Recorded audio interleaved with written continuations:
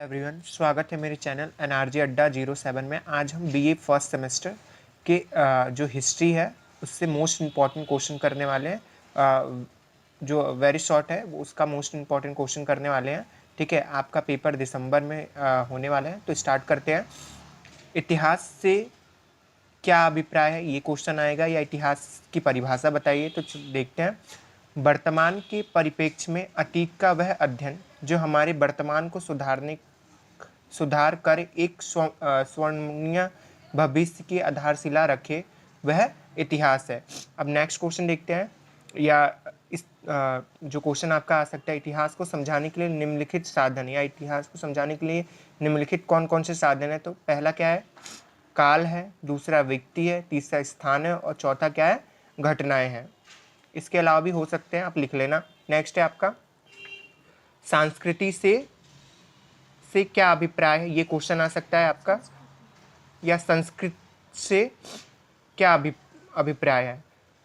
संस्कृति क्री करना अर्थात धातु से बना है। संस्कृति शब्द का अर्थ उत्तम या सुधरी हुई स्थिति है।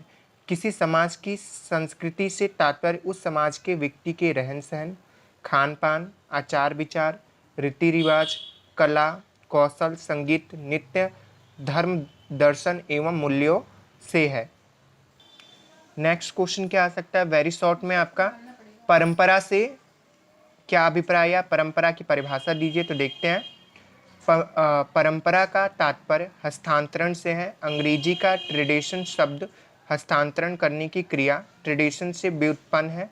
जब एक पीढ़ी की संस्कृति एवं सांस्कृतिक मूल्य आने वाली पीढ़ी में हस्तांतरित होते हैं, तब यह परंपरा बन जाती है। इस तरह परंपरा उन सभी विचारों, आदतों, प्रयासों एवं मूल्यों का योग है जो व्यक्तियों के समुदायों का होता है एवं एक पीढ़ी से दूसरी पीढ़ी में हस्तांतरित होता रहता है। नेक्स्ट देखते हैं, भारतीय संस्कृति क्या है, या भारतीय संस्कृति की परिभाषा क्या है। ऐसे आपका वेरी शॉर्ट आंसर पूछ सकता है।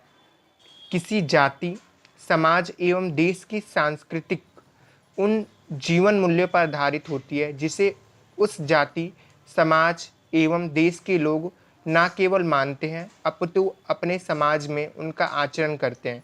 इन जीवन मूल्यों का स्रोत कोई ना कोई ज्ञान परंपरा या कोई ग्रंथ विशेष होता है।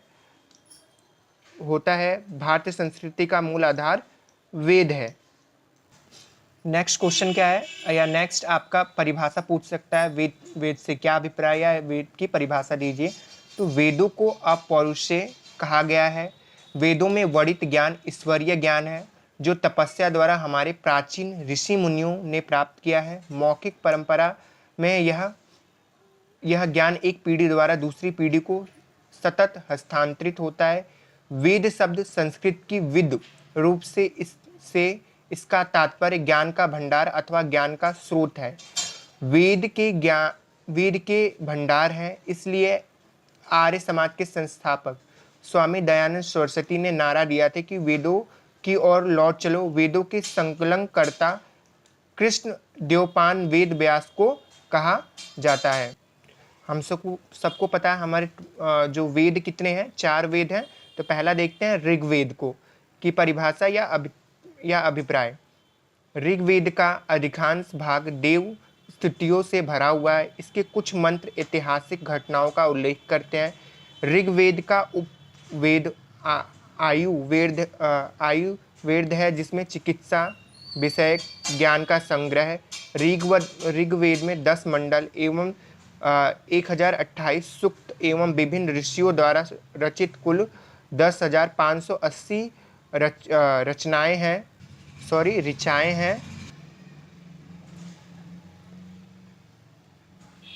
अब दूसरा देखते हैं वेद, यजुर्वेद में यज्ञों के नियमों एवं विधि विधानों का संकलन मिलता है। यह कर्मकांड प्रधान है। यजुर्वेद का उपवेद धनुर्वेद है जिसमें यह कौशल की जानकारी प्राप्त होती है।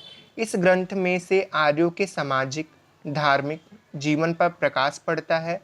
यजुर्वेद को 2 शाखाएं निम्न है। पहला है शुक्ल यजुर्वेद, दूसरा है कृष्ण यजुर्वेद। शुक्ल यजुर्वेद से क्या तात्पर्य है या क्या अभिप्राय है? शुक्ल यजुर्वेद की शाखा में केवल मंत्रों को स्थान मिलता है, जबकि कृष्ण यजुर्वेद में मंत्रों के साथ उनकी व्याख्या एवं यज्ञ से जुड़े हुए कर्मकांड का भी उल्लेख प्राप्त होता है। आपका तीसरा जो वेद है सामवेद है। वेद में साम का शाब्दिक अर्थ गान है, जिसमें मुख्यतम यज्ञों के अवसर पर गाए जाने वाले मंत्रों का संग्रह है, जिसमें भारतीय संगीत का मूल कहा जाता है। संगीत शास्त्र का ज्ञान कराने वाले गंधर्व वेद साम वेद का ही उपवेद है। नेक्स्ट देख लेते हैं वेद। नेक्स्ट वेद है अर्थवेद है। अर्थवेद का उपवेद स्थापत्य वेद है, जिसमें हमें वास्तुकला का ज्ञान प्राप्त होता है। इनमें विविध वास्तुकला प्राप्त होता है। इसमें विविध विषय जैसे आयु वेद, चिकित्सा, जादू टोना, भूत प्रेत, राजभक्ति, विवाह एवं प्राण गीतों आदि का विवरण मिलता है। अथर्व वेद की शाखाएं शौनक एवं पिप्लाद हैं। फिलहाल के लिए इतना ही। अगर आपको वीडियो पसंद आई तो लाइक कीजिए, सब्सक्राइब कीजिए और ज़्यादा से ज़्यादा शेयर कीजिए। धन्यवाद।